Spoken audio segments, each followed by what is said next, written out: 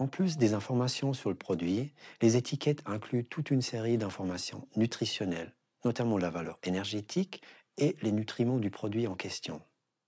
Il existe plusieurs niveaux d'indication, ce qui veut dire que les étiquettes ne mentionnent pas toutes les mêmes nutriments. En général, les valeurs sont mentionnées par quantité de 100 grammes, de 100 millilitres ou par portion.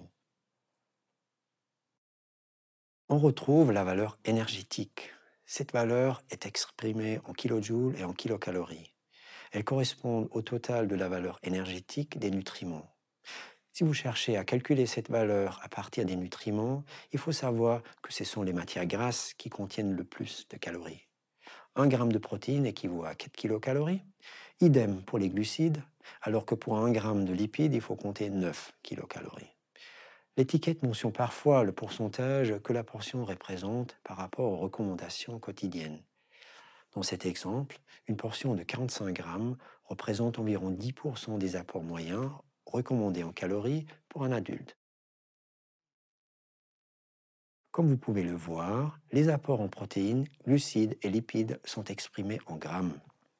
Les étiquettes font parfois la différence entre les glucides complexes et les glucides simples. Les glucides complexes, comme l'amidon, sont des macronutriments que l'on retrouve dans certains aliments comme le pain, le riz ou les légumineuses. Les glucides simples sont aussi appelés sucres et on les retrouve par exemple dans le miel et les fruits. En ce qui concerne les lipides, les étiquettes peuvent mentionner la part d'acides gras saturés. Ces acides gras saturés sont un type de matière grasse que l'on retrouve surtout dans les aliments d'origine animale et qu'il vaut mieux limiter. On les trouve aussi dans certains produits d'origine végétale, comme les huiles de palme et de noix de coco. Les fibres alimentaires sont des glucides complexes.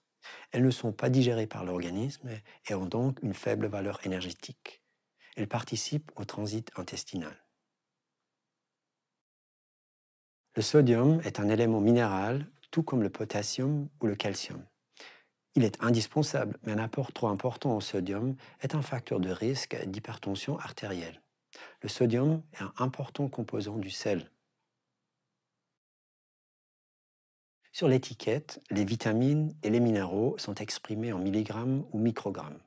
Ils sont indispensables au bon fonctionnement du corps, mais uniquement en petite quantité.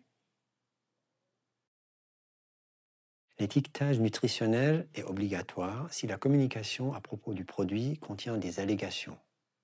Les allégations sont des indications que le produit possède des propriétés nutritionnelles particulières. Elles sont strictement réglementées et l'Union européenne exige des preuves scientifiques pour pouvoir les diffuser.